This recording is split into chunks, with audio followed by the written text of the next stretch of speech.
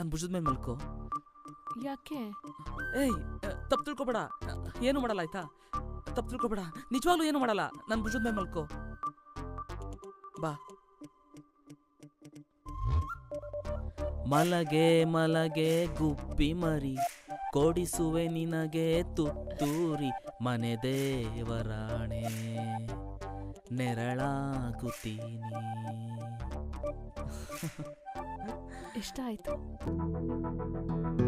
ಹೆಂಡ್ತಿನ ಮಲಗಿಸೋದು ಬೇರೆ ತರ.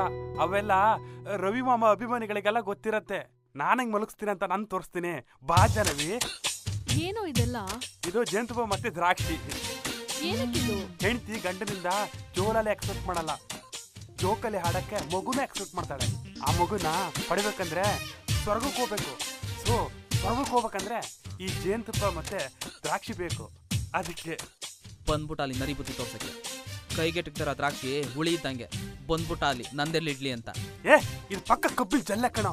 ಕಣದಲ್ಲ ರಸ ತುಂಬಿದೆ. ನೋಡ್ತೀಯಾ? ನಿಮ್ಗೂ ನಿಮ್ ಸ್ವಯಂವರಕ್ಕೂ ದೊಡ್ಡ ನಮಸ್ಕಾರ. ಎಲ್ಲಿಂದಾನೋ ಎಲ್ಲೆಲ್ಗೋ ತಗೊಂಡು ಹೋಗ್ತಿರಲ್ರು. ಬಿಟ್ರೆ ನನ್ ಕೈಗೊಂದ್ ಮಗುನೇ ಕೊಟ್ಬಿಡ್ತೀರಾ ನೀವು. ಏನ್ ಹೇಳೋದು ನೋಡಿ, ಈ ಸ್ವಯಂವರದಲ್ಲಿ ನನ್ಗೆ ನೀವಿಬ್ರು ಇಷ್ಟ ಆಗಿದ್ದೀರಾ. ಆದ್ರೆ ನಾನ್ ನಿಮ್ಗೆ 2 ಸತ್ಯ ಹೇಳ್ತೀನಿ. ನಿಮ್ಗೆ ಆಗ 16ನೇ ವಯಸ್ಸು. ನಮ್ಮ ಮಾವ ಹೊಲದಲ್ಲಿ ಹೊಸದಾಗಿ ಪಂಪ್ ಸೆಟ್ ಹಾಕ್ಸಿದ್ರು. ಪಂಪ್ ಸೆಟ್ ಹೌಸ್ ತೋರ್ಸ್ಕೊಂಡ್ಬರ್ತೀನಿ ಅಂತ ಹೇಳಿ. ಅಂದ್ರೆ ಈ ನೀರು ಮತ್ತು ವಾಟರ್ ಬಾಟ್ಲು.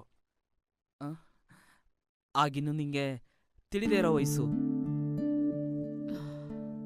ಆಗ ನನಗೆ 18 ವರ್ಷ.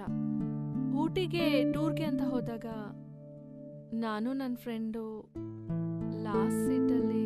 ಆದರೆ ನಾನು ಡಿಗ್ರಿ ಓದ್ತಾ ಇದ್ದಾಗ ಪರಿಚಯ ಆದ ಅಜಯ್ ಮತ್ತೆ ದೇವೇಂದ್ರ ಈಗಲೂ ಟಚ್ಚಲ್ಲಿದ್ದಾರೆ. ನಾ ಎಂದು ಬರ್ತಿಲ್ಲ. IPL ಸೋತಾಗ 20,000 ಸಾಲನ್ನು ಕೊಟ್ಟಿದ್ಯಾ. ಆಗಾಗ ಎಣ್ಣೆನ ಓಡಿಸಿದೀಯಾ.